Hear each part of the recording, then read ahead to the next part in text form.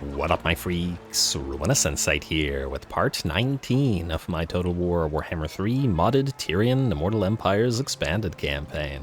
So as we saw last time, a very battle-heavy episode saw us fight a bunch of great fights with another convoy battle, desperately won convoy battle against the dwarfs under Black Buckthorn, the Bleak Coast Buccaneers, I believe they're called. That also, I suppose, signaled the fighting against the dwarfs, generally speaking, as while we fought the sort of regular dwarfs of the Bleak Coast Buccaneers, Alistair the White Lion has been taking on Astrogoth Ironhand and the Chaos Dwarfs. I suppose they might as well all be one, and we will weave each of their beards into the cloak, and thereby give some unity to the Chaos Dwarfs and the regular dwarves. Anyway, now in terms of what we have to do this turn, by the looks of it, it's a more or less a new turn, so probably a lot. Tyrion, I guess we're starting with you, buddy. You, my friend, are wanting to go towards Valkia here, though I do wonder.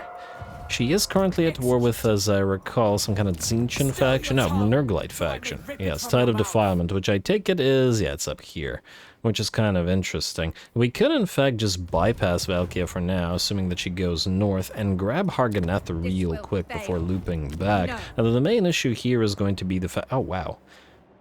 That is a heck of a garrison with... Huh, where is Crone Hillebrand? Did she get killed again? Who are you at war with? The Lord of... You're at war with us and Nagaroth. And you have the one settlement. Yeah, you know what? Maybe we bypass all this and go to Crone Hillebrand first. Just assuming that Valkia doesn't move down here, but I guess we'll just have to say so. Tyrion, march stance over here to start the day. Alistair, you, my friend, are going to take Mordheim. I do believe we now have access to... Where are we here? Western provinces? Yes. We now have access to Jet Lions, which we are going to put in. They will have magical damage, they will have disruption, physical resistance, and silence, which is pretty nice, plus the missile mirror, which will be fairly helpful as well. I don't remember how many that you need in this army. Assuming that we replace Miltsea, the Great Eagles, and the Eagle Claw Bolt Throwers, that would give us exactly... Well, Miltsea will just be replaced by the same kind of character, so we'll have space of 4. I do think... Oh, we are going to get an Exalted White Lion unit to act as Alistair's own pure main company equivalent, which would put us up to 5. Meaning we would have room for 3 of these lions if we wanted to do it that way, or 2 in something else, like, for example, a Lore Master. We shall see. Either way, it doesn't change the fact that we're going to go into Noble Prestige stance and head to Mordheim, while Colin recruits. We will auto-resolve this. We don't really care about Mordheim, but it may be useful to trade it to the Empire at some point. I like. So, you don't need to channel, you can head to Nagenhof next, and, well, you never know. For all we know, Ungrub might attack us. Alrighty, that was Alistair. Control the Hollow. I do believe we were going to have you attack... that's an interesting question. We could attack either directly at Poxmarsh or draw these guys out as reinforcements. They have smaller amounts coming in, and us destroying the garrison unit as well as the major portions of the enemy artillery before Harkin moves to reinforce may be the better way to do it. And thusly, I think we will attack directly at Poxmarsh. It will, however, mean not being able to chase Luther Harkin down, which is a bit of an issue, admittedly. I'm getting twitchy. And being able to chase him down. Yeah, maybe we should just attack Harry Jenkins then. Allowing these guys to come in as reinforcements will be a little bit annoying though, because then they will most likely appear at the edge of the map, and then the mortars will be there at the edge of the map. I suppose what we could do is sack Poxmarsh, but oh, you know what? We probably won't be able to move anyway to catch Luther Harkin. This basically takes all of our movement range, so I think maybe we just go straight up to attack Poxmarsh then. Alright, now you are currently at war with... let's see, Cult of Sotek and Eats, both of them I believe we have trade agreements with, so it doesn't really matter. By the looks of it, strength rank-wise, Eats is a little bit richer, so we'll join your war against the Awakened. like so for 3k. Actually, not entirely sure whether we should be taking your money, but frankly, if this probably will solve your major issues here. Only the Accursed Troop will remain, plus Marcus, although interestingly, you're a lot friendlier with him than I expected you to be. I expected them to be unfriendly because Mazdamundi doesn't like them very much. Anyway, we'll attack in a second, but I do believe we had a fair few blurbs left over from last episode, and I would like to read one or two. Did I read Torokar? I don't think so. Anyway, Torokar is the High Elf capital of Thrace. Its foundations were laid in the years following the death of AENARION, and it has endured relatively unchanged since those halcyon days. Carvings of AENARION's foremost generals stare proudly from alabaster cornices, capstones, and finials. Wow, okay, architecture words. Anyway, in death watching over a people, their heroism preserved in life. Statues of Calidor the Great and AENARION the Defender loom over courtyards, marble giants filigreed with gold and set with glittering gemstones. They tower over the masses just as their deeds eclipse those of their descendants. Ouchies. Anyway, let's see, Harkaldra. Yeah, we'll do Harkaldra. There's a fair few more of these, so let's do the quick short ones. Yeah, these are super short. I like the sort of settlement ones. We can separate those from the glittering host ones.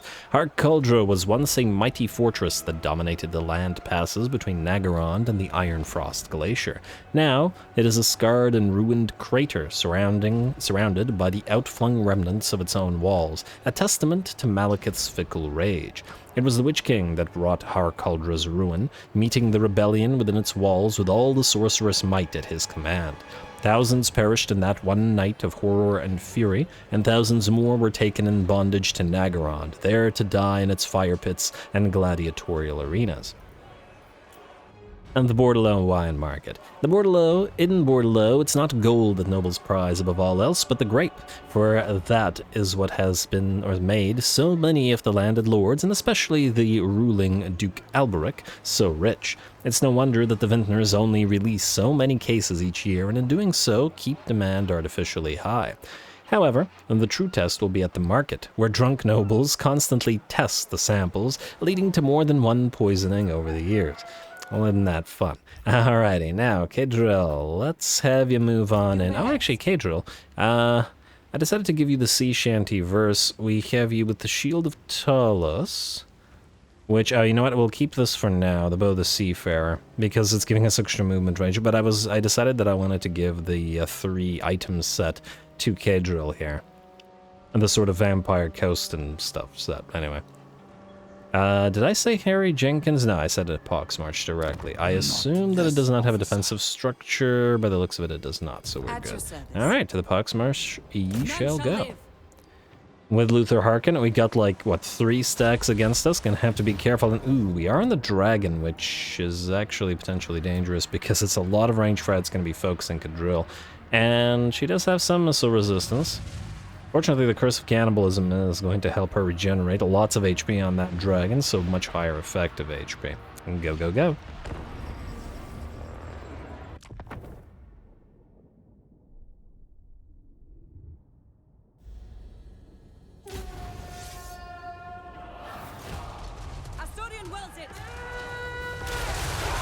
Alrighty, here we go. We got 5,500 odd, or 1,000 odd, or rather, dead against us. So let's see if we can take them on. 2.5 stacks and reinforcements, obviously, coming in as well. The battle will actually start off with the enemy managing to rapidly pop off its army abilities, severely damaging, well, maybe not severely, but taking 25% HP from our backliners. Though luckily, taking the HP from the backliners is actually not so bad, and just by virtue of the fact that we can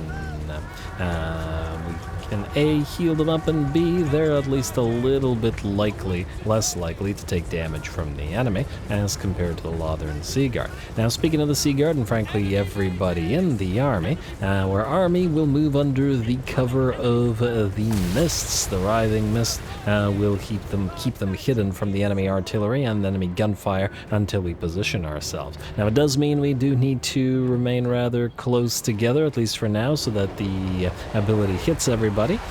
But you gotta do what you gotta do.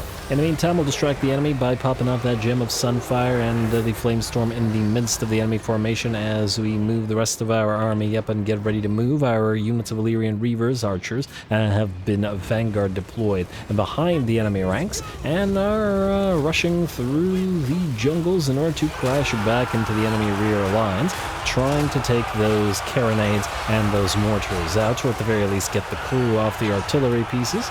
And before we back off, still moving through the jungle like this with a fragile unit of missile cav is obviously very dangerous. We won't be able to stay around here for very long, especially now that the enemy army is wise to us. Our main stack, however, has begun to fire. We will provide them a little bit more support by summoning Oceanids on top of the other crewmen, and the zombie pirates are aquatic, so perhaps they should be happy about the sort of living water that is amongst them.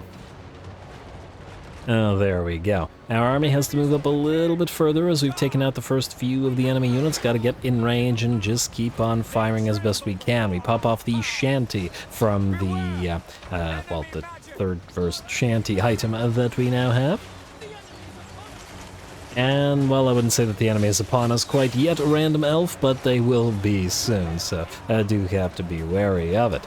And we do have to conserve enough ammunition to deal with Luther Harkin, who is now arriving onto the battlefield, and will be hitting our flanks rather shortly, I'd wager as well. Now, Cadril has taken a lot of damage, dropping by about 60% of her HP as all of the guns basically focus her down. Well, that is both the blessing and the curse of having the big dragon mount, as on the one hand we can absorb HP that otherwise, or damage that otherwise would have been absorbed by our units, and the model loss would have been unfortunate, but it also keeps Cadril out of the fight more or less, or sort of, until we can heal her up. Cadril will touch down as the enemy scurvy dogs arrive to smash into our ranks. I gotta remember that the Exalted High Elven Archers look similar to Rangers. I might want to put them with some Rangers just because of the sort of similar looks that they've got, whereas the Heavy Arrowheads look a lot more like other units, including Silver and Guard, for example. Could try to do some color coordination. Anyway, the scurvy dogs have largely been taken care of, but we will withdraw the pincushioners here as they're below half HP. Luther Harkin has arrived, but unfortunately for him, this is not a good place for him to be any more than it was for Cadril amongst all the enemy guns, and Harkin will rapidly get knocked out of the sky. We are still surrounded, and Cadril is still taking damage, so we do have to be careful, though we have at this point managed to back off our Illyrian Reavers. And they are once again rushing through the jungle towards the enemy reinforcements, which have brought with them plenty of additional, actually lots of things, but including plenty of additional artillery that we will want to charge. Though at this point the Illyrian Reavers are down to about half HP, and we will have to be careful about them getting wrecked. It does look like our Oceanids are still in the fight, probably not doing a crazy amount of damage, but they are certainly keeping the enemy back, which is what they're for. In this particular case, at the very least. Our Noble has also, I believe, very much nearly, defeated the enemy Vampire Fleet Admiral. Of course, Luther Harkin was the one really in charge here, but there we go. And the battle yet continues, and the balance of power remains in the enemy's favor, perhaps surprisingly, considering how many losses the enemy has at this point suffered. I do, however, want to point out that we are down to less than half of our ammunition. Cadril has been forced to back off, and in fact has, I believe, routed just due to the severity of the damage she's taken, but she is back up to half HP now, and will be getting back into the fight. Can't say the same for our Illyrian Reavers, though they do manage to get through the enemy and through these zombie-infested jungles towards the enemy artillery pieces, and see that the crew is off of those guns. The Reaver Archers are just going to have to back off and withdraw off the battlefield, as they are now too severely damaged to contribute.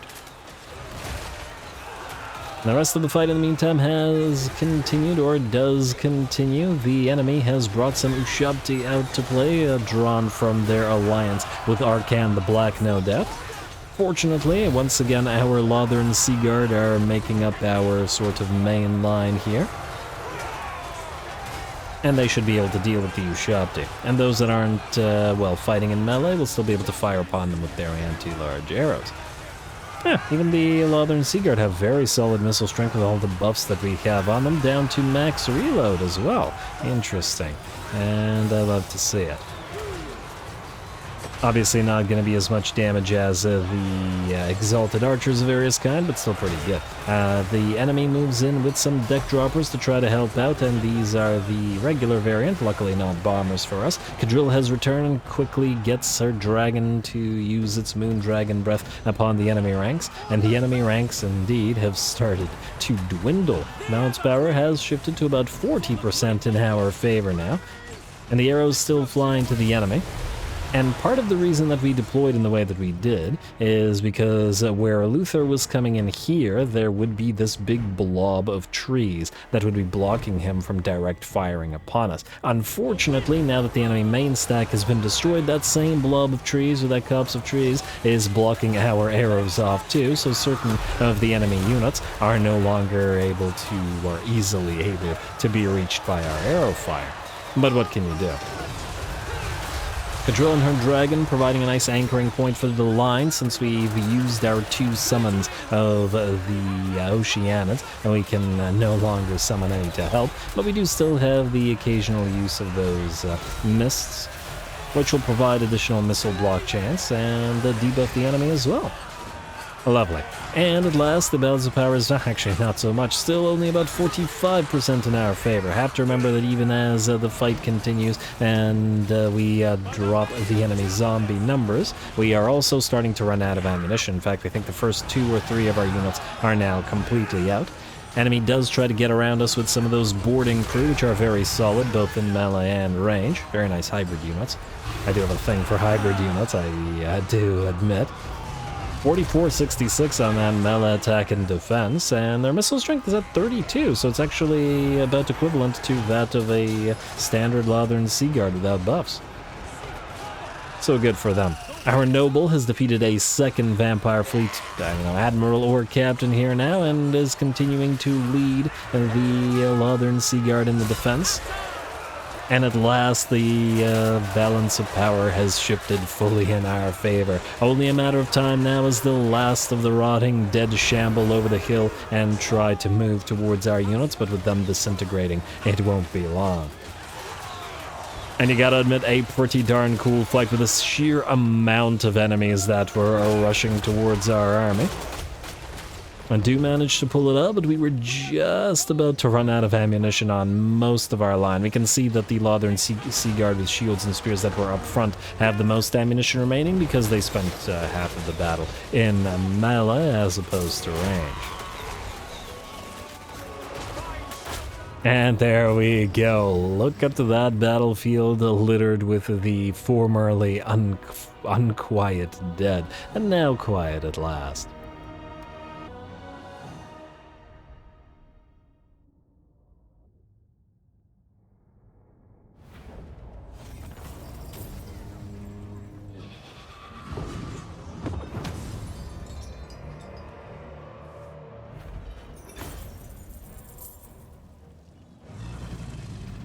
Alrighty, there we go. A heroic victory, but certainly a close one. We were basically out of the ammunition at the end there. Oh, and of course, Luther Harkin survives. The guys in the settlement destroyed, but both of the lords outside the settlement surviving. Game. But it's all good. We get a massive amount of damage on pretty much all of our infantry line. We can see that the damage dealers of the army, which are the 4 units of archers, the pincushioners, and the other units of exalted archers, get basically double the kills at their highest, and double the damage roughly than most of the Lothern Seaguard. This one, for some reason, however, it got 44k damage.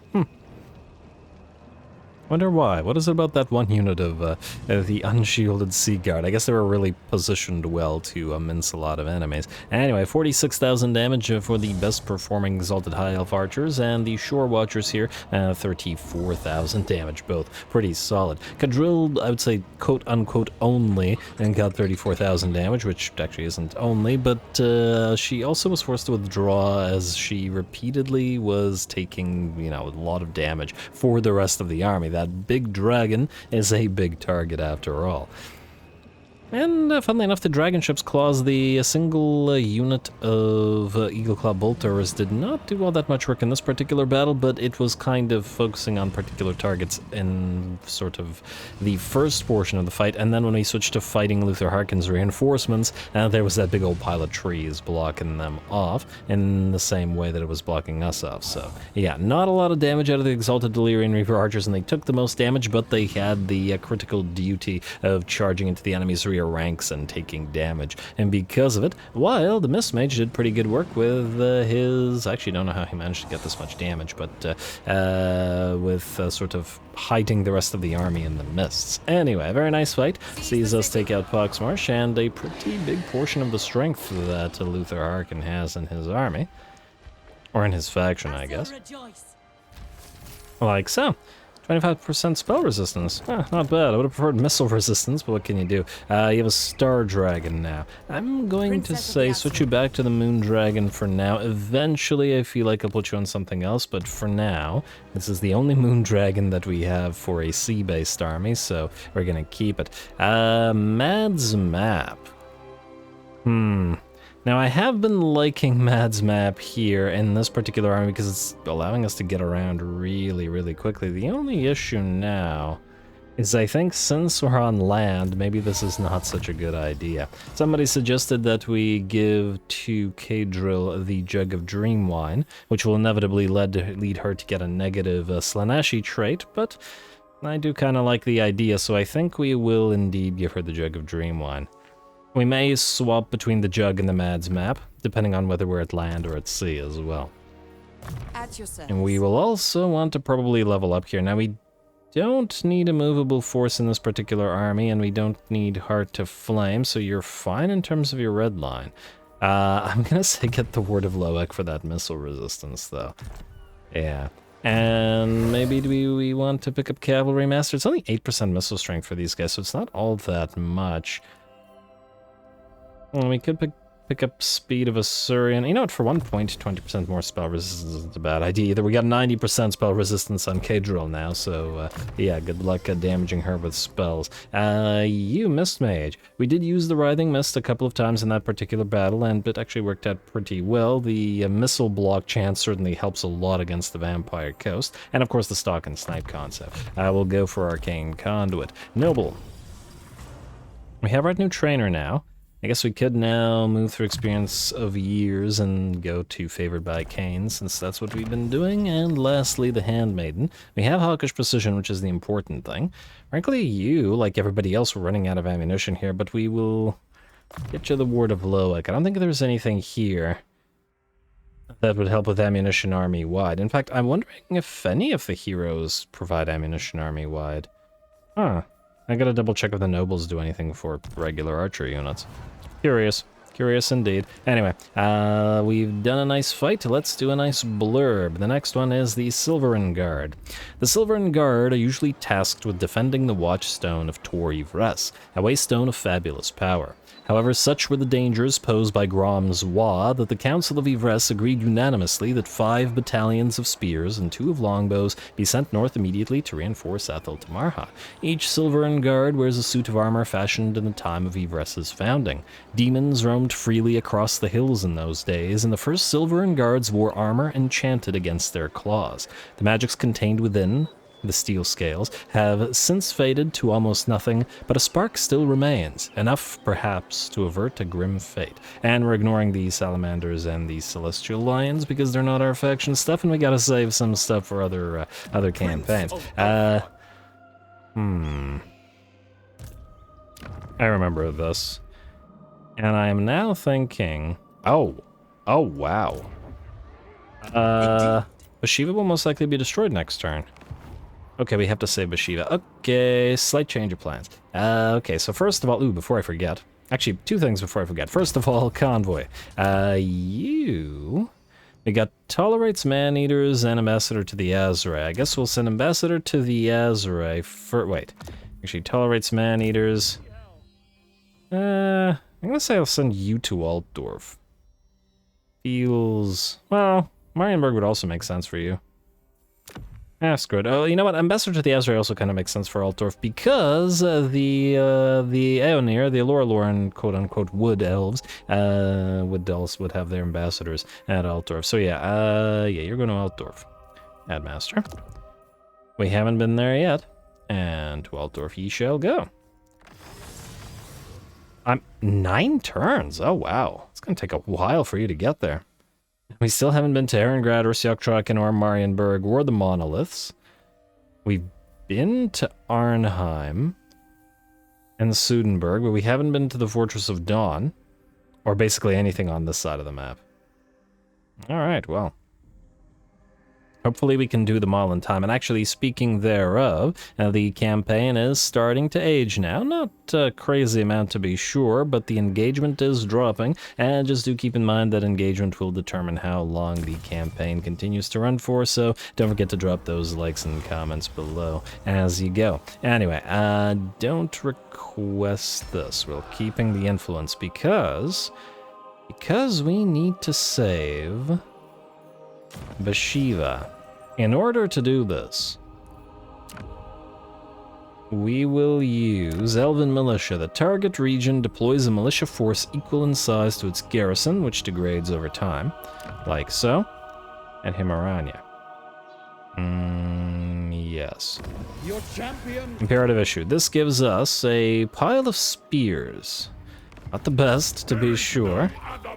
But it should be enough to take this, assuming that Kugath isn't here and immediately ready to attack us. But I don't think he is, just judging by the lack of military presence. Granted, he could be standing... I assume this is just disgusting Nurgle stuff. It's not like an army. I see military presence 6 here. Yeah, I do expect that he has another army running around somewhere. Are we the only ones he's at war with? He is at war with the Claws of the White Tiger and the Western Provinces. But anti-player bias will most likely see him move towards us instead, though they are sharing a border at this point. Probably get a hero out there to, Guardian of the Phoenix Crown. High Elven Archmage. Also, I am now just realizing something. You have Resilient, which gives you immunity to contact effects, which is great, minus the fact that the Handmaidens already have immunity to contact effects, so it's kind of useless. But anyway, you. Wait, which of you has more mana? You have more mana, and you have a little bit of casting available to you. You know what? Cancel the 2 Salamander hunting packs. And reinforce... I was hoping you could be the one to lead the... Wait. And regular stance? No dice. Alright, so go here. You can't lead the fight. You'll still have to reinforce. Like so. And then you can... You are in range, right? Don't tell me I can't reinforce... Okay, yeah, you can. Good. Everything's fine. Nobody panic. Yeah, you go here. Too bad that you don't have more mana, but it is what it is. Alrighty, and Pyrrhic Victory, yeah, our basic units are going to suffer a little bit. We will fight this in case we have to fight again next turn. If we take Zalimgar and immediately transfer it to Bashiva, we should be able to keep her alive. We'll see for how long. Yes. Alrighty, anything else that we need to do before the fight? We could pop you into Levi's Blessing, which will give you a little bit of extra miscast space chance reduction, as that will be helpful here. You can do nothing. Oh, we do have another technology available. We're saving for Architectural Unity. We could grab one of the hosts in particular. Hierarchical Maneuver will give us additional hero success chance, which is obviously nice. Anything else that would be impactful, faction-wide? Ammunition... Just for Lothern Skycut. Ooh, ammunition for archers. Called the Great Herds, lots of speed increase. Porcelain Kilns, we could go for Porcelain Kilns for the additional money. This is 10% for every capital settlement building faction-wide, which is pretty good. You know what, I'm gonna say Porcelain Kilns for now. We should really do all of these anyway. Anyway, let's do that, and then strike. Zalimgar, let's see if we can't save Bashiva.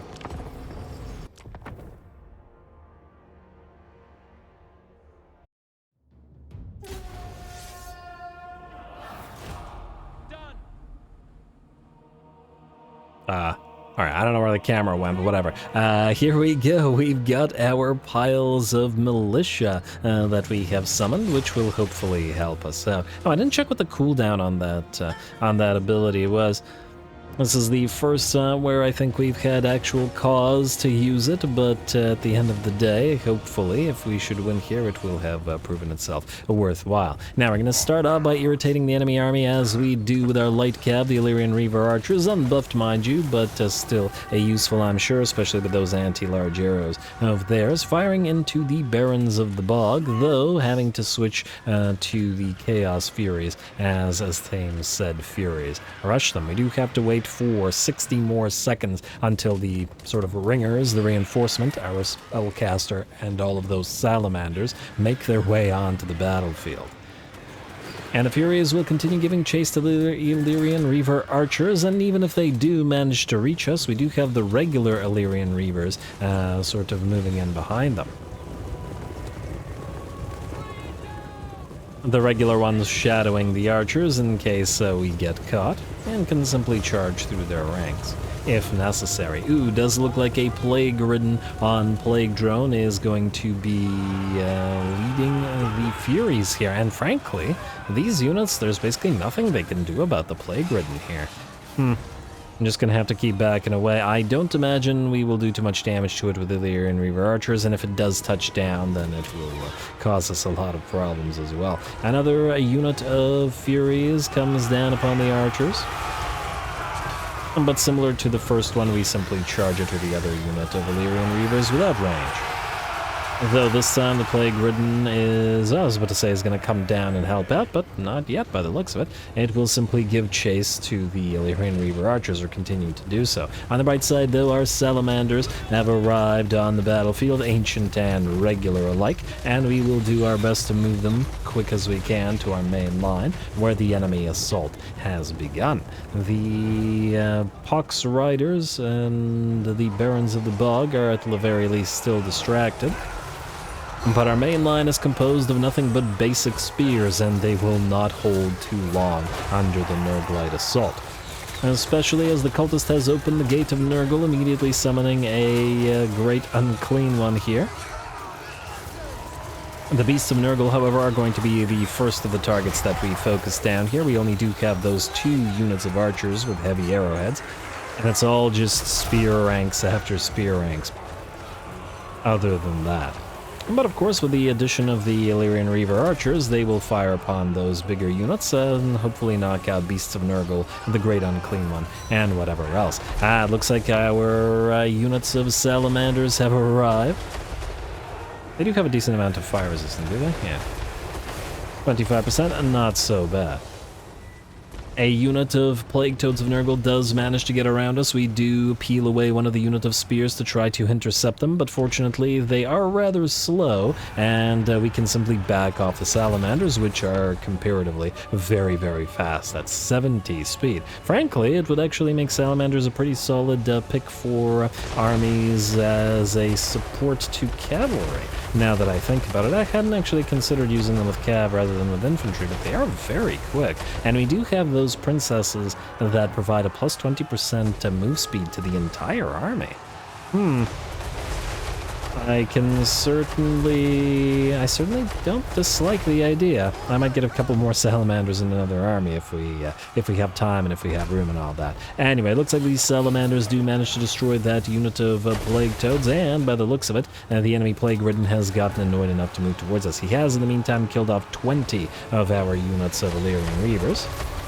And we'll touch down to go after the ancient salamanders. Unfortunately for him, the salamanders do a lot of damage. In between that and the anti-large arrows, the Plague-ridden is destroyed so much quicker than when it had just been the Illyrian Reavers and Illyrian Reaver archers alone. Bounce power has shifted to about 85% in our favor now, and our salamanders will switch their fiery attacks to go after the Barons of the Bog, which we had previously not been able to bring down. Ooh! I'm also reminded of the fact that one of the War Dancer units, unless I'm mistaken, has, I want to say, searing attack? I gotta double check. I'm pretty sure. It would mean, oh, that would mean like 8 units borrowed from allies, which is a lot, admittedly, but we gotta keep going with the fire theme. Anyway, the Great Unclean One has been brought down. I'm gonna pop off a Gehenna's Golden Hounds as the unit of Festering Stooges, and does manage to break through our line of spears, but that should hardly be of any surprise. But walking through Gehenna's Golden Hounds means that they are rapidly losing a lot of their HP. And then the other units, the Nurglings and Plague Bearers that remain, will continue to take hits from our units of Salamanders, which will also clip a lot of our spears, I will admit. But it is what it is. Whoever leads this army, we will try to give a Gem of Sunfire to increase the fire resistance of the entire force, and thusly, hopefully prevent future damage being this big.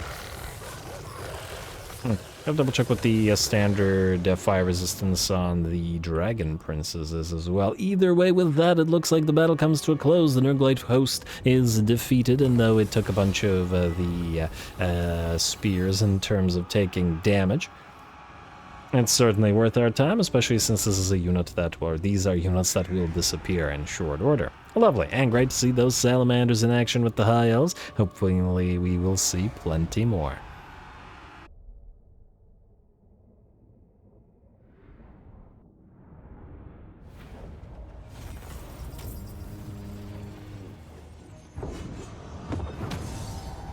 Alright, there we go. With the garrison helping out, we were able to retake this location, and we did some solid work out of especially the ancient salamanders, and decent work out of the regular salamander packs. This is the start of our fire army after all, and, well, against the Nurglites, that is an appropriate counter. Now, we will occupy the place for a few seconds, and then we will immediately leave it and give it to Bashiva. Ally mission successful. Thank you, thank you. You can leave the settlement, little garrison army, which will disappear in. This force's limited operation lifespan will be disbanded over 6 turns. None of our units will replenish. Militia forces not eligible targets for some champion of Ulthuan actions. Fair enough. They can't replenish, so when camp stance is pointless, we're going to go into Lilith's Blessing to make sure that we channel. You will then recruit the 2 missing salamanders from the Ghost of Pawash. Like so.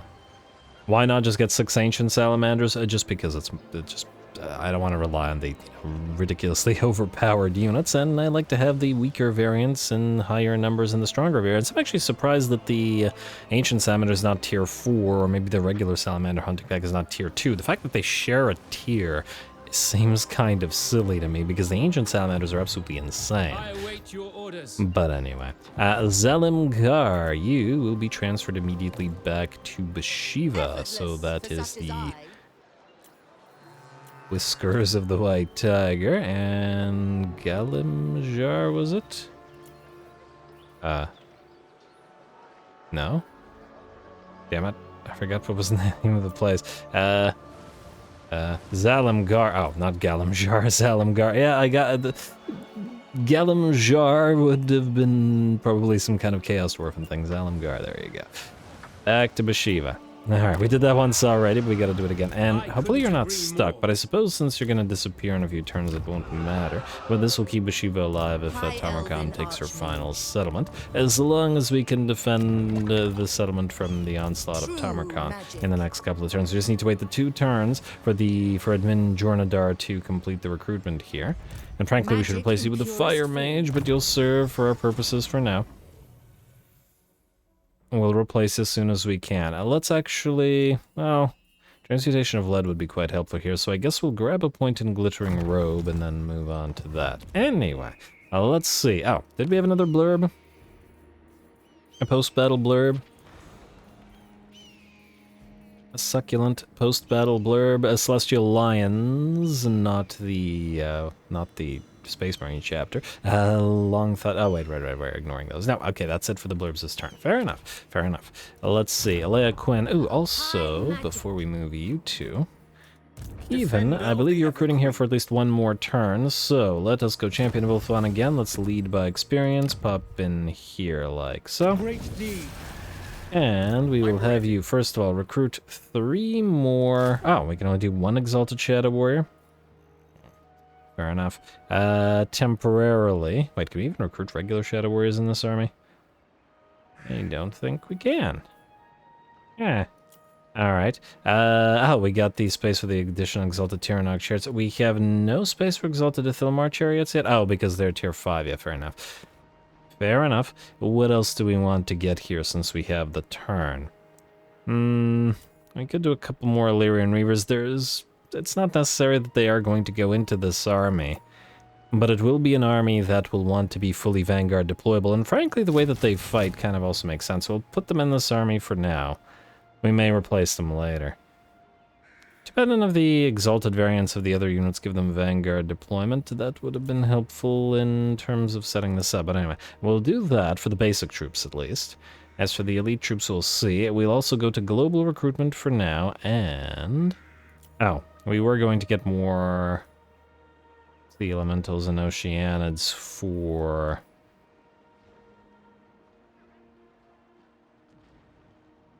There they are, alright. I was looking for the Shadow Warriors.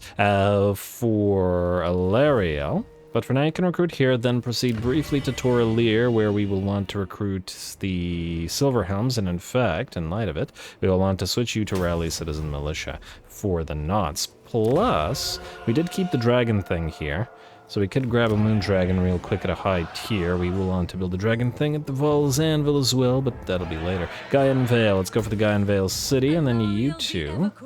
We'll go through the sea just because it's faster, trying to get to Lothern, where we will upgrade it to tier 5, including get access to all of those final tier troops. Lovely. Alright, so that's you two. Alariel. Oh, I just clicked you. Yeah, thanks. Come on, Ruinous. Anyway, Arathond. You, my friend, are going into March stance, and, ooh, by the looks of it, you are at long last going to be able to trade stuff. Nishanra. I would like you to grab the 3 Exalted Spears. And you have a Frugal. Yeah, that's fine. Frugal Noble. You need another one of these. Need another Resilient Noble. Alright, fair enough. Or Crushing Noble. I could go with the Crushing Noble. We will take these. Like so. Technically speaking, the Silver and Guard aren't supposed to be in here anymore. But for now, I guess you can keep them. You are now at 16 out of 20. What are we missing? In a moment. 2 of you I wanted to upgrade to Shadow Walkers. Huh. Alright, I'll think about it. This army is relying on the... Oh, wait, actually, you want more Exalted Spears, because you're going to be the Spear-buffed army. Yeah, the Super Spears. Because they'll get the 30% weapon strength increase on the spears, have them hit real hard in melee, plus the Shadow Warriors. Moranian's Way Shard is giving Vanguard deployment to all the spearmen, so they'll be able to deploy with the Shadow Warriors. And the Shadow Warriors, thanks to the Punitive Princess, will do good work. You are the Punitive Princess, yes? Yes. Alright, that's good. Yorian, you are the Energetic Princess. Which I was thinking about resetting and putting into a different area, but anyway. For now, I would like... Well, Nishanra, you can... You know what? You're in... Oh, we're not in friendly... Well, we are in friendly territory. Wait, Lotus Yakshi, come here. 2 turns, grab a couple of Hawk Riders, I think. Well, actually, out of curiosity, if I put you into this stance... 45 for Hawk Riders here. 68. Oh, it is much cheaper. Alright, fine. I guess we'll recruit it here. I hate to stay there for several turns, but, you know, I'll just do it. And you, Uniped, yeah, we can use you for this particular purpose. You're the best option, I would think. Alright, Lotus Yakshi. A couple of those Hawk Riders, like so. You, Lorna, can come down here and meet up with everybody. Hero of the Asur. Yeah, Hero of the Asur. And then we should have another 3 spears on the way, unless mistaken. That's Admiral Tyrion, as well as the other Exalted Shadow Warrior. Good. Alright, that should fill up the army, at least until we're ready to get a few more units swapped out. Good. Corhill. Ah, yes. You now have your Celestial Lions. No relation. Celestial Lions for the Great Eagles. You can lose the Eagle Club Bolt Thrower as well. Much as I enjoy the ability to bring down towers. That's not what this army is all about, and you're going to wait for the Lure Master, plus you have the Mist Mage, which will eventually be replaced, but for now I think you are good to move. I guess we could always just keep the Eagle Gobbleter for now and then delete it later. Although, funnily enough, there's enough stuff in this particular army to sort of temporarily transfer it to Bel-Aner and basically use these troops. You seek illumination. I don't remember why you have a Lothern Sea Guard, but temporarily use those troops, and I think that'll work out. Alright, meaning Core Hill, Defender of the Phoenix throne. you're going here. The dwarfs under Belagar have taken Waterfall Palace, and for obvious reasons, that will not stand. Carthinia, you know what, you can follow along as well. We are not yet ready. Oh, I guess I could have given you these troops, but anyway. Let us rest here. We will want to deliver you some troops as well, but it'll be out of here, so it'll be a bit. Alright, fair enough, fair enough. Who else is moving? Annalise, you. We're going to reinforce at the Awakening and stuff. And I guess that's still the case, so just go past the City of the Dead, like so. Yorian, I don't remember who you are. Oh, yeah, you're one of these. Channel, whatever, doesn't matter. Where now? You're staying near everybody here. Admin and Theus, you were supposed to deliver the Spears of the Cinder and the other exalted Silveren Guard to not Cadril, That is not warranted. but to Annalise. We just have to make sure that you don't get sunk. I wish I could see how far Luther Harkin could move. Where's the range? Where's the edge of his range? So this is in the... Okay, there it is. Alright, so we should be good to travel, like, here, I guess. We shall continue. And then meet up with Annalise next turn. Beautiful. I serve the king. Stuff's being delivered. Next admin. Admin Electra, you are supposed to meet up with Sarah here in a turn. For now, I'm going to have you move to Hexgate and defend it. We shall not rest. Like so. Approach. While admin Thea moves... I guess as close to Eldar Spire as possible, since this is not walled, and we could potentially use admin Werna to take it. So go here. Resting on my Admin Thea, go here. Asuryan guides us. You're supposed to be replaced by Henner Mara soon as possible. Like so, and then do this. Treading lightly. Take this, get rid of this, 21. Technically speaking, one of these this is supposed to replace one of these, because I didn't want more than 6, so I guess we'll do this. I guess we could upgrade one of these. The reason I haven't gotten the mod is that I don't like the fact that these are... Oh, also before that, forget. You two, with Ilmar Chariots, you're already 2 side grade Tyrannoc Chariots, I think. Is it... Oh! Why would it take... I should not have done that. Why would it... It's this... Tyrannoc Chariots and Exalted... What? But they have the same amount of troops, of chariots. Okay, I don't know why that happened, but anyway. Whatever. We want 4 Exalted Tyrannoc Chariots in this particular army. We can, in fact, if we wanted to, use Sarah to recruit 2 more globally, since we now do have the capacity, although it'll take 3 turns, and also we do want to have space, so we'll wait. Or we'll get them on and upgrade them, because these guys actually leveled up the legit way. Anyway, Westara, you are going to go grab that shipwreck, and then finally I think we'll... Well, probably not delete you. Well, actually, we were just waiting for rank 10, and then we'll be able to disband you. Ingmir, sit here till we're ready for the Dark Elves. Or at the very least, until you have an army that's unique. Obviously, we could be pushing out considerably further. We could just pump out basic stacks of garbage and take the entire world with spears and archers. But like I've said before, I like to use armies that are a little bit different from each other. You are a punitive princess. Yes, you sit here and you channel. Guide us. And Ingmar is a convoy that's rank 8. Ooh, hello. I'm glad I clicked you, buddy. Hidden stores and better scales. Beautiful. Alright. And that was Sandrina. Melanar. You are also one of the islanders here. Yeah. Really tempted to actually sit you outside of the settlement and... Ooh, what do we have here? Oh, it's not a full stack. You know what? Channel. You don't have a mage now, but that doesn't mean you won't later. I might actually replace these Guardian Lords with mages. The argument there being that... Oh, we have 2 mages here? I feel like... Oh, wow, it's going to take 8 million years to travel up there. Yeah, never. I was going to send one of the mages up there, and... well, actually, I was going to delete one of them, but anyway. When we have additional capacity. Alright, that's Ingmir, that's Sandrina... Wow, is this the same Sandrina? Apparently it is. I don't know whether it reordered itself, or whether I just am confused. Teclis, you, sir? Alright.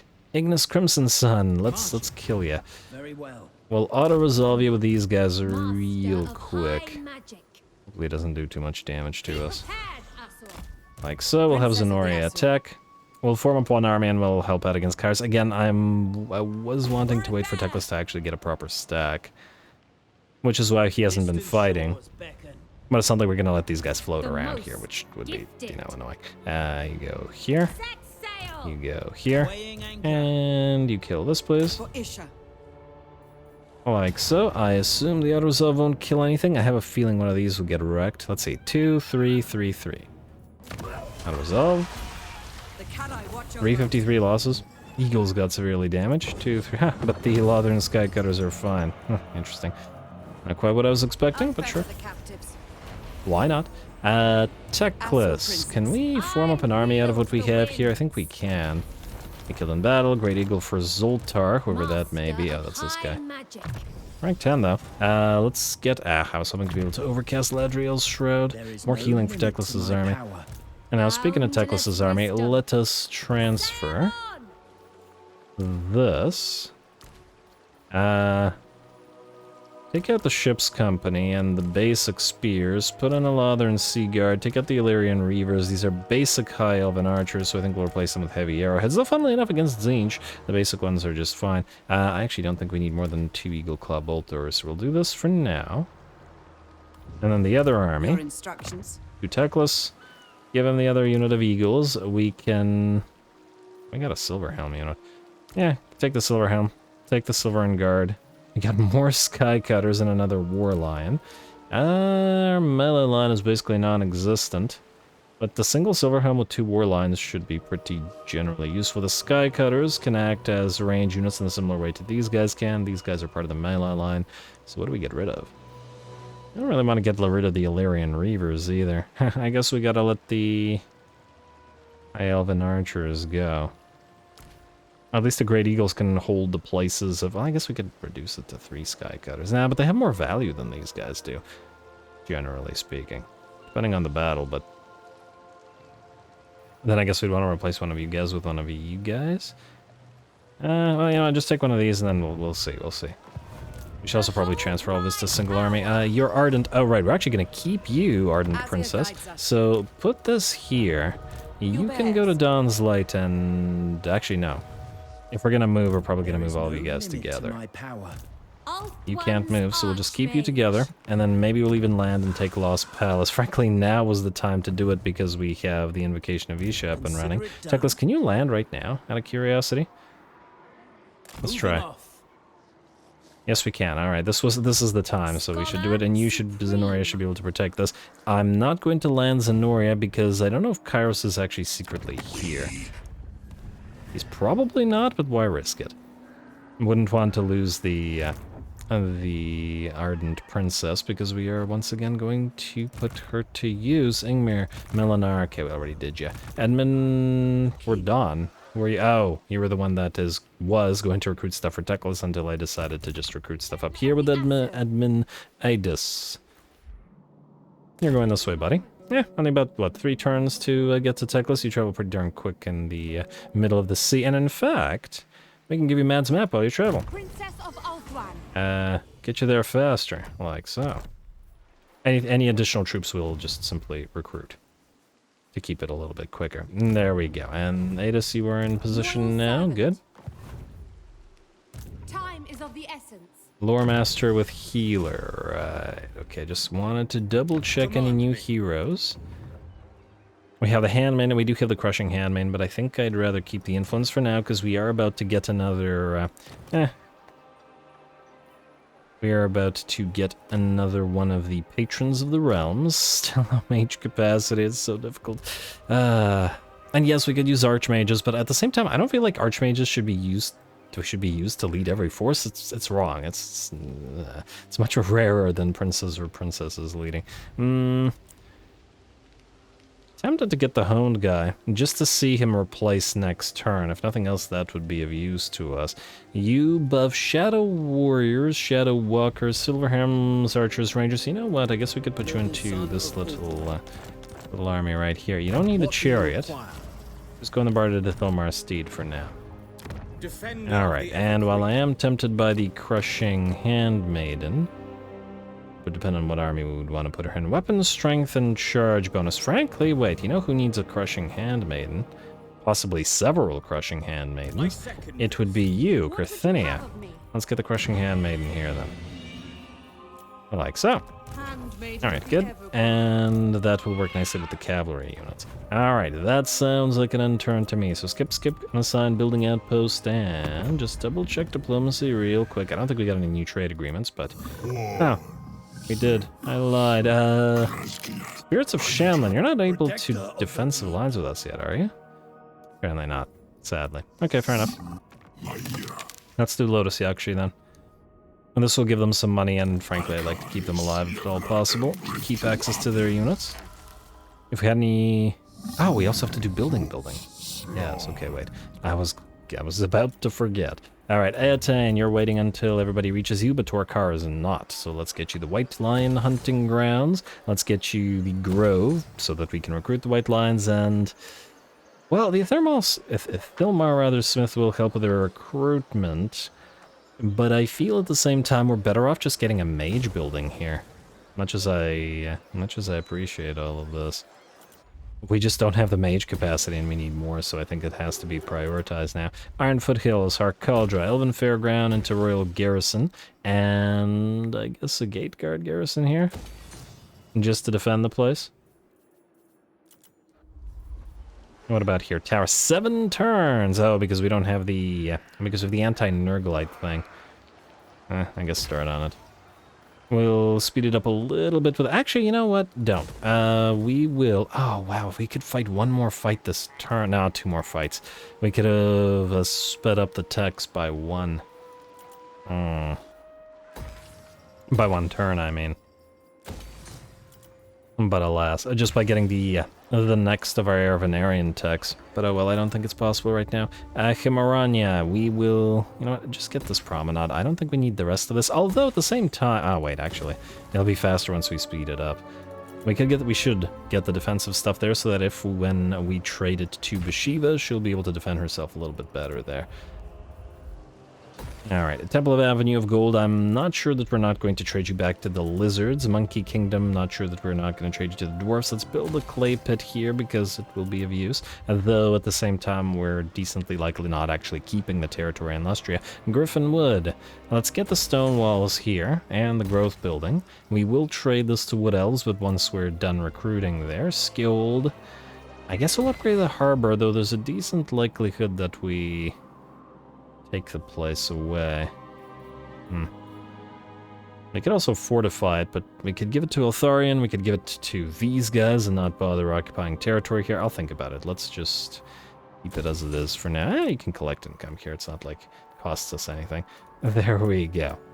Alright, and I believe now we're good to go to end the turn. We got 2 more turns until the Invocation of Vault. Too bad we couldn't get the AENARION up, but I don't believe there were any other fights. We weren't besieging anything, alright?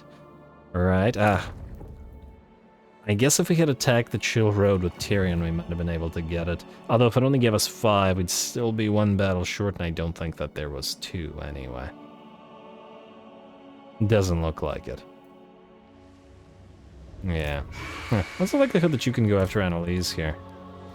I guess we're about to find out. Annalise, you have Militia Master and Vanguard Master. Let's get you loose. And any rank 7, still like One Eye. He could benefit from... Art of Flame? No. Immovable Force. Yes, alright, let's get a Immovable Force then. Alright, fair enough. And now it's on the turn. Next turn, we should have enough spare influence to grab another patronage. Drisca's power on Tyrion. There it is at long last. It only took 80 million turns. But we're there, but that does mean we will have access to his quest pad at long last. Now, the question is going to... Bashiva, what you want? Join war against Grimgor's Ardboys. I would really love to sail over there and, you know, make some expeditions. If all the Order Tide factions are alive, that means trade goods and more influence for the High Elves, after all.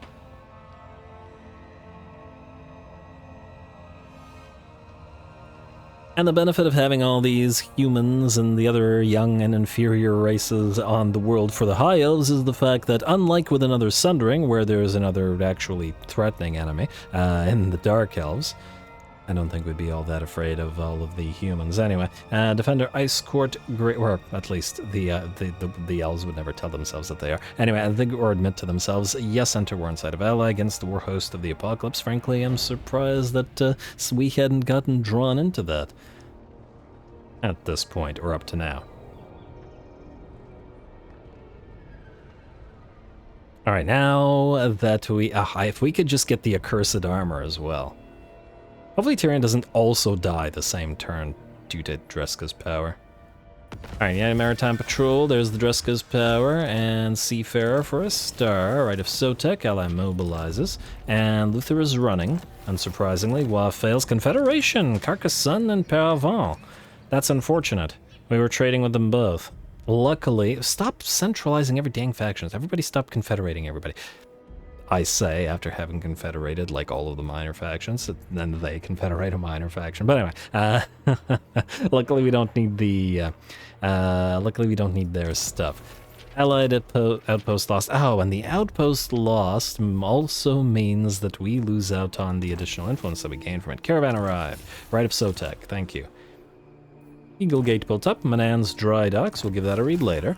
Ready for duty. Archmage of Heaven, Selena Star Gadget. I don't remember, were we supposed to get you back up and running? Archmage of Heavens. Where's Selena? Spry. Spry's got a map, but you are rank 14, which ain't too bad.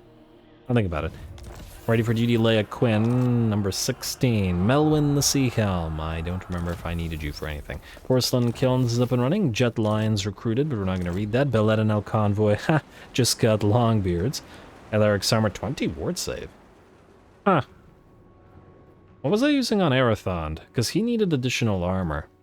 And I find it funny that we got more Longbeards. Immediately after we start fighting and killing the dwarfs, we start getting dwarfs in our convoys.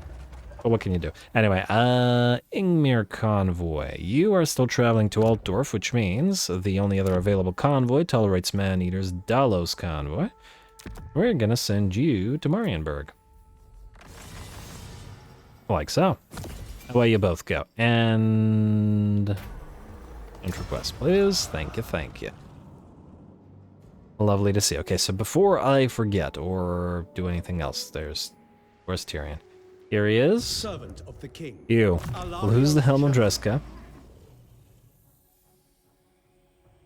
Dreska's power, very nice. What's your HP at now, by the way, out of curiosity?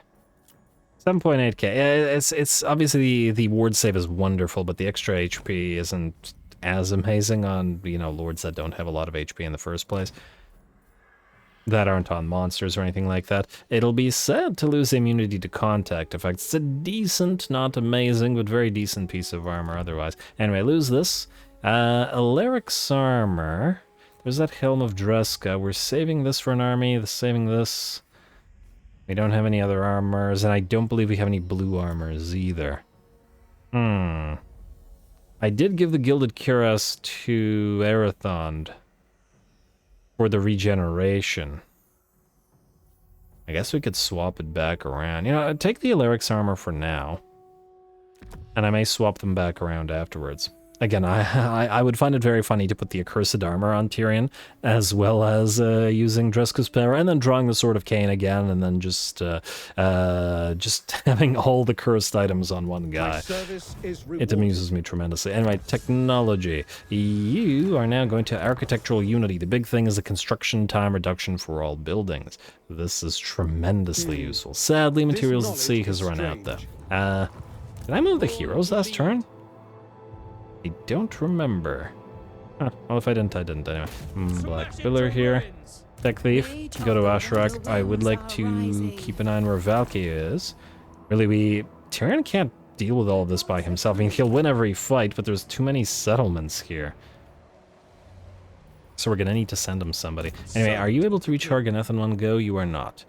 You are also not able to raid, so let's go into encamp, move towards Harganeth, and hopefully hit it next turn. Noblemen. A nobleman indeed. Alrighty, Alistair, Given forward. where be you?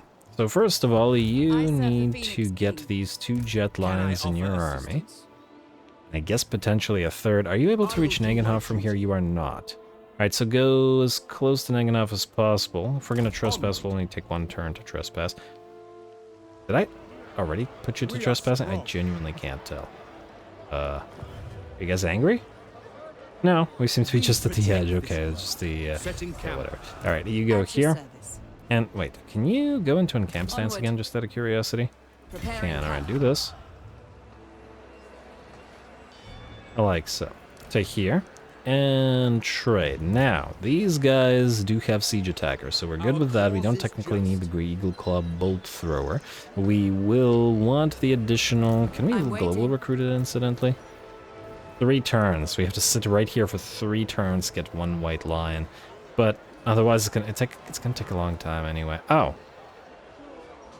Local... No, this is local recruitment, Joyce. Alright, just start on it. I'm just gonna hope that you don't die randomly. But you are an Can I admin, offer right? assistance? Yeah, or you will be once we reset you, which is why we haven't renamed you to admin. Alright, so that's that. And this one will be joined by another jet lion from the Jade Court. Order shall prevail. Like... Nope. From the northern provinces? Nope. Last one from the western provinces, like so. Also, while we're here, let's check the outposts.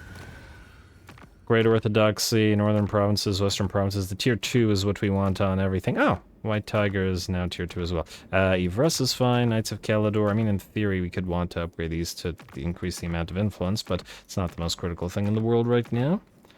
Bissenland and Nullen, we're still waiting on the tier 2. Carcassonne we don't care about. Torgavan waiting. Vidrioth, no outpost available. Lotus Yakshi, we are upgrading tier 2. And United Maritime Patrol, again, I'm not paying for that. Alrighty. Cadrill. Phoenix Court.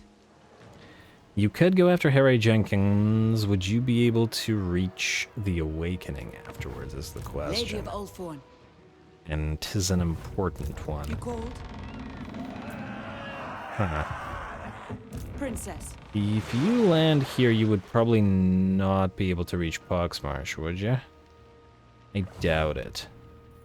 I wanted Annalise to reinforce, would have been real helpful. Oh, although, In wait, defense if of all Annalise, can you attack this by landing here? Because if you can, and you take it, we can have Cadrill move back to Poxmarsh after, in theory. Protector of Ulthuan. Maybe. Alright, go try to wipe out Harry King and Jenkins here country. real quick. Is he going to be able to run away? He is going to be able to run away. Well, isn't that annoying? Alright, and you Your can't reach instructions. Awakening now anyway. Alright, I'm gonna hope that this doesn't come back to bite us. Please tell me you can attack in the same turn. You can. Alright, good.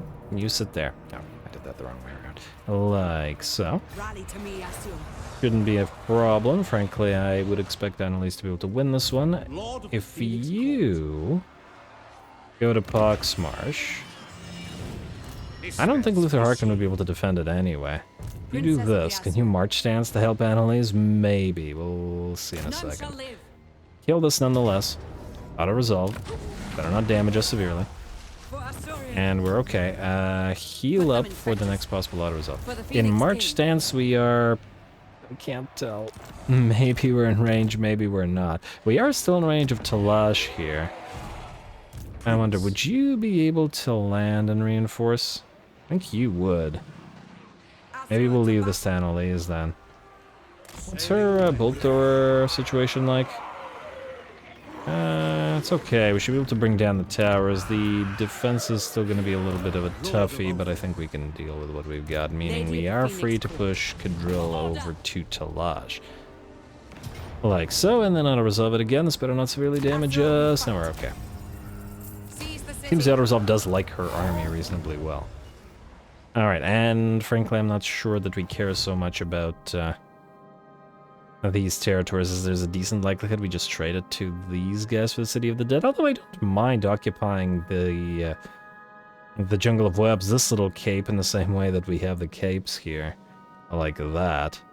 I'm gonna think about it. Anyway, Tyrion. We could swap you out of Encamp and then do your quest battle and back into Encamp, though there is no guarantee that you will be able to go back into Encamp afterwards. Sometimes it doesn't let you. Though at this point, taking the armor would prevent us from needing to equip Baleric's armor, and we would be free to give that to Arathon. Alright, let's risk it. Alright, we're good for now. Doesn't mean we won't. We will still be good post-battle, but we'll see. You need Master Strategist, and of course Feint and Riposte as well. Let's get at least 1 point in this, just for the Phoenix Guard. You, Caradrian, by the looks of it, haven't leveled in a bit. Alright, let's get you another master. Let's get you 1-on-1. And into Colossal Strike to take down the big beasties, and then more points into Blade Shield, if you please. And Mage. You. We could grab where the. No, we're going to get excellent efficiency. That's why we were saving the points on you, and I think that's why we were saving points on the entire army, really. The rest of this is fine. Frankly, you're never going to get hit by anything because you're basically invisible thanks to Briar Sheath. Cooldown and speed, or miscast-based chance reduction. Another 8% cooldown. It's not bad. Alright, let's go Student to the White Tower. Alright, like so. Noble. You got 2 points yourself, sir. You have favored by Khaine now. Let's get the 2 points to grab Colossal Strike. Now, you could actually use a little bit more armor, but 15 armor is not as worth it. Although it actually kind of is, but whatever. Alright, Tyrion. It's questioning time. We have done all of the confederations we're likely to do. And we can counteract the rest of the control issues we have. So, Tyrion rides forth, bringing ruin upon the trespassing Drukian skirmish after bitter skirmish. Though his resolve never weakens, alas, his fabled dragon armor of AENARION does. A lucky strike, perhaps, or perhaps this was the Witch King's intent. In any event, the armor must be taken to Vol's Anvil, the place of its ancient forging, for repair. The smiths of the great volcano have barely begun their work when the battle horn is sounded. The Druki legions have followed Tyrion to Vol's shrine, believing him trapped, helpless, and armorless. Tyrion prepares his host for war. Though he is bereft of his usual protection, he will face the hated foe without fear. And it's Malekith again, as somebody pointed out in the comments. Alright, so teleport. Alright, we do still have the Exalted Banner of Shapati in this particular army. I still haven't decided who I want to give this to, but we'll keep it on Tyrion for now, just to have him hit obnoxiously hard, just because it amuses me. And then I guess we can have the Gleaming Pennant on the Noble or something. Anyway, I'm going to quick save this just in case this particular quest battle is broken. You can't trust quest battles, man. Go.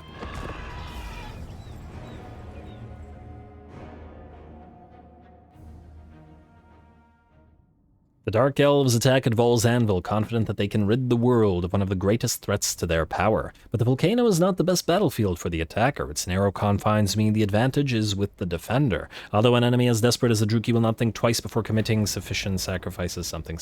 It's too fast. Elves of Ulthuan, to me! The scum of Nagaroth approach. They think to cage us in, but is the lion trapped when cornered by the rat? Do warriors squirm when confronted by weaklings? No is the answer. Gird your souls. Let them come. Honor bound.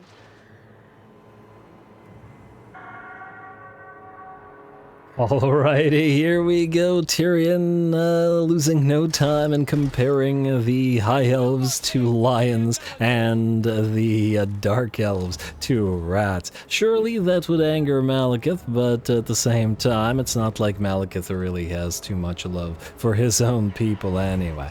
Anyway, here we go. He still has his dragon despite being rank 9? I guess it's because it's a quest battle. He also has buffs by the looks. Oh yeah, the quest battle buffs, making things considerably stronger. Spell resistance plus 50%. And yeah, he's hitting for 1k, though I'm willing to bet that Tyrion is hitting for a similar amount. Anyway, here we go. The battle begins as we charge our Silver Helms into the enemy. This is the first of the little enemy armies, the weaker one. And the Vanguard, unfortunately, has the Dark Riders rather than the Cold One Knights that Malekith has brought. And the Silver Helms tear them to shreds rather rapidly. Some Dread Spears move in to help the Dark Riders, perhaps to add their anti-large against the Silver Helms, but alas for them, we do move in to help with our flyers and our spellwork, and with them together, the units of Silverhelms tear the infantry apart rather quickly. The other elements of the enemy infantry, bleak swords, whatever other weak vanguard units the enemy has for us, crash into the lines of Phoenix Guard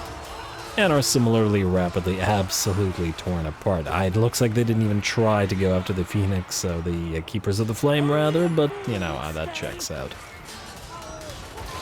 Malekith may have brought Blackguard of Nagaron, but once again, he didn't leave any for the little Vanguard force. Alright, he does look like Malekith is on his way now, and I did try to shadow him with Tyrion. I kept Tyrion moving just directly beneath the dragon, essentially, hoping that Malekith would decide to land and fight. But it looks like Malekith didn't want to and was trying to go for our lines. Now, we could have let him land, but ultimately I decided that we have already had Tyrion defeat Malekith in the duel, and a sort of harder-hitting, higher-level Malekith anyway, so we may as well let Caradrian have this one. Now, Caradrian has a ludicrous amount of melee defense, and he has a huge anti-large bonus at 110 when his ability is up, so I think he should be able to cast Malekith down from the sky as needed, and in fact has brought Malekith down to 15% of his HP, while he himself is pretty much fine. Ooh, also, this is our first look at the exalted variants of the Lothern Sea Guard, which do look pretty lovely, and the regular Gate Guard. I'm gonna be interested to see how they look compared to the Exalted Gate Guard. Anyway, gonna keep firing away at the enemy army as they move towards us, though it looks like one more hit will fell Malekith. And down he goes. He wasn't escaping from that one, as the chilling aura that Ashtari has, or I guess the Frostheart Phoenixes generally have, is just too much. Looks like some of the enemy Cold One Knights, a little bit stronger this time, do charge forth, but having seen Malekith fall from the sky, their morale is probably not that great.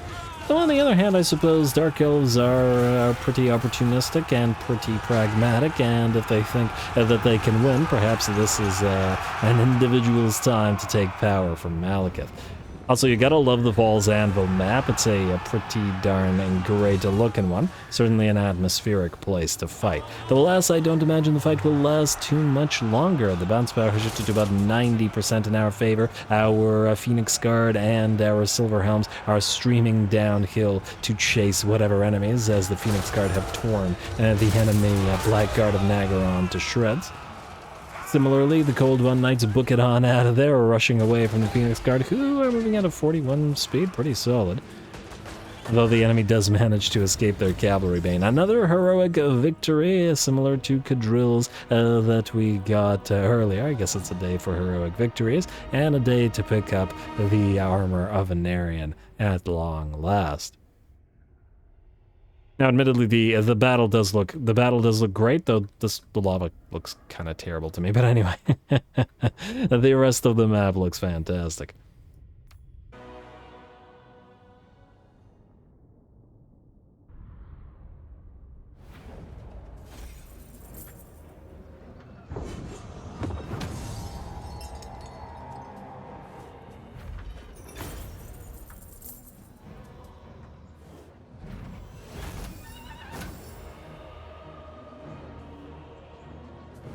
Alrighty, there we go. That was, well, it wasn't a very difficult fight by any means, as we were probably intended to take the fight earlier, just considering that Malekith's rank was fairly low, but we were saving it for a number of reasons, like that Helm Odreska, which did at long last pop off. That's interesting. We had 4 out of 4 units of the Eagle Club Bolters alive at the end of the battle. The Harpies killed some of the crew, but never killed off any of the machines. But I guess what happens, quite interestingly, is that it reduces the number of machines available based on the number of crew left. That's quite interesting. It does make sense, as you need enough crew to operate the machines, but still quite interesting. Anyway, wait, Teclis? I don't see no Teclis helping out. I guess his script was broken and he didn't move to help. Well, rude, but whatever, I guess. At the end of the day. And we're going to heal up. Anyway, let's see. We got to 15k damage on the Sons of Asuryan, besting the other units of the Phoenix Guard there. The Watchers of the Way beat out the other Gate Guard, and the Ocean's Protectors very, very slightly and beat the other Exalted Lothern Sea Guard. For the... well, I guess the lances and the swords can be separate, so it's the named ones, basically. The Aesir team and the Gleaming Legion beats all of the Silver Helms, but pretty well. For the Phoenixes, looks like Phoenix Right carried the day this time around. We will force labor. And there we go. Got the Dragon Armor of AENARION now, which is actually weaker than the Alaric the Mad's armor. At only 10 ward save and 20 armor, so a little bit weaker. It does give us physical resistance, which the other one does not. Don't really care about the enemy hero action success chance, but there are situations where heroes just sort of follow your army around and annoy you. Plus, this obviously is a set, so Tyrion will now get the set bonus, which is allegiance points gained for alliances with High Elves, which admittedly we don't really care about, but additional control for all provinces is always nice, even though at this point in the game our control is very, very good. Anyway. Like so. I believe we have one quest remaining to the faction, which is Ilariel's quest, or one of her quests, so we will do that eventually. Kevin, you need to proceed to... oh, you can't reach it, can you? Pair of Lysaean is part of Eataine. I was hoping to send you out to Toralir to recruit the Silver Helms there, which I guess we're still going to have to do. Okay, fine, fair enough. Let us then do it like this. You will go into encamp stance right here. Yes, as far as you can. We will take Sandrina here, move her to trade the units that we need to. You are going to... just take them all. Yeah, just take them all for now. And this will allow Kevin to keep recruiting as needed. Ilariel and co, you can all go here to Angariel for now. In fact, wait, do we need to build anything here? Well, not this turn, but we will in a turn or two. We won't upgrade Lother in this turn because it'll take 5 turns now, but in a turn it'll go down to either... it'll probably go down to 1 turn. Ooh, in fact, if we go to rebuild Lost Splendor, it'll definitely go down to 1 turn. Lovely.